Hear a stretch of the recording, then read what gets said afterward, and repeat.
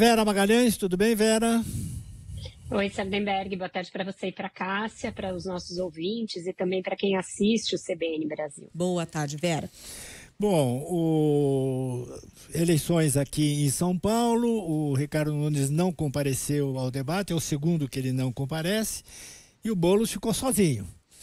E ocupou todo o espaço, fez campanha. O que você achou tanto da ausência do Nunes quanto da resposta do Boulos, Vera? Eu acho bastante complicado que alguém que é o prefeito da cidade, que pleiteia a reeleição, se furte aí a tantos encontros. O prefeito Ricardo Nunes está se valendo do fato de estar muito na frente das pesquisas para não ir a quase nenhum debate. Tudo bem que havia muitos encontros marcados num período curto de segundo turno, mas avisar na última hora que não vai a um evento com o qual ele tinha se comprometido e fazer isso repetidamente com vários veículos denota uma falta de consideração com o adversário, com a imprensa e com o eleitorado.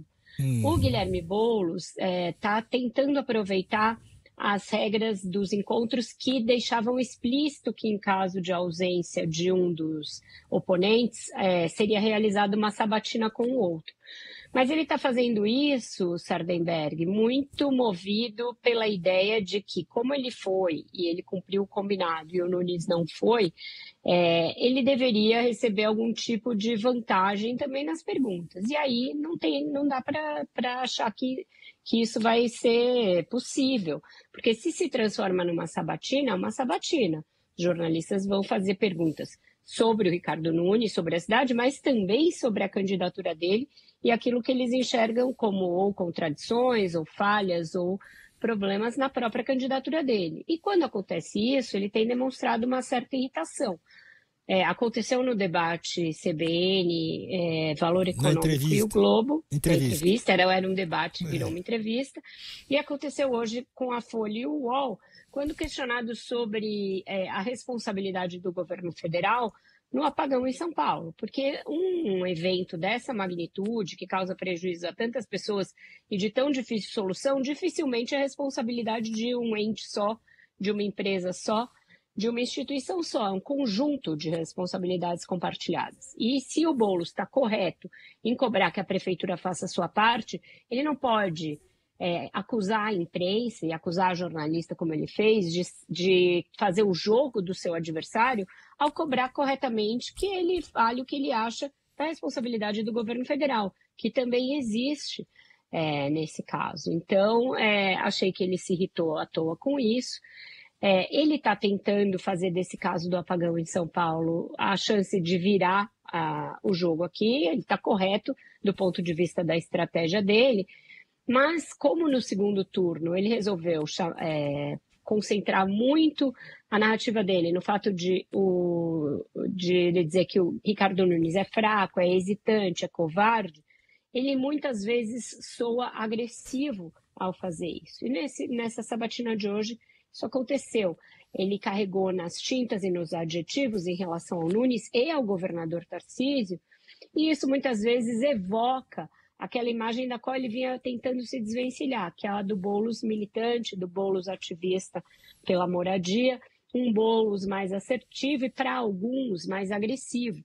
No início da campanha, a ideia era soar bastante moderado, bastante ali cordato, num tom de voz bem mais baixo, inclusive sorrindo o tempo todo na propaganda de TV, nas entrevistas, e agora ele mudou um pouco esse tom. Em busca, segundo os seus aliados dizem, ele mesmo disse na nossa entrevista aí na CBN, do eleitorado do Pablo Marçal que estaria indignado com tudo e com todos na política. Então, ele está buscando esse voto de quem está descrente da política.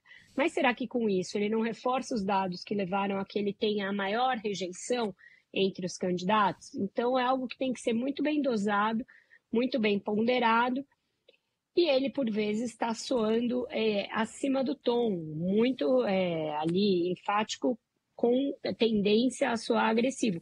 Eu perguntei isso diretamente para ele, então é algo que eu já notei no dia em que ele esteve aí na CBN, porque foi muito nítida essa mudança. E ele admitiu que agora é a hora de chamar esse eleitor e ser um pouco mais enfático. A gente tem que ver como que as pesquisas de agora em diante vão mostrar a reação do eleitorado a esse apagão e às suas responsabilidades e ao fato do Nunes não estar indo aos debates e o Boulos está cobrando ele de uma maneira bastante incisiva.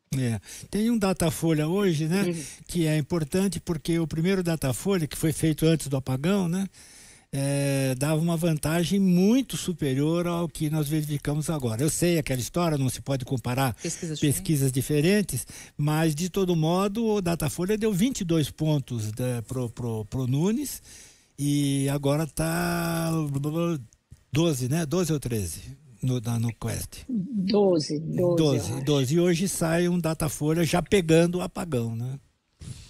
Exatamente. As pesquisas diziam já na semana passada que o tracking deles, que é aquela pesquisa que eles encomendam para consumo interno e não é divulgada, nunca chegou a mostrar uma distância tão grande. E isso mesmo o tracking do próprio Nunes.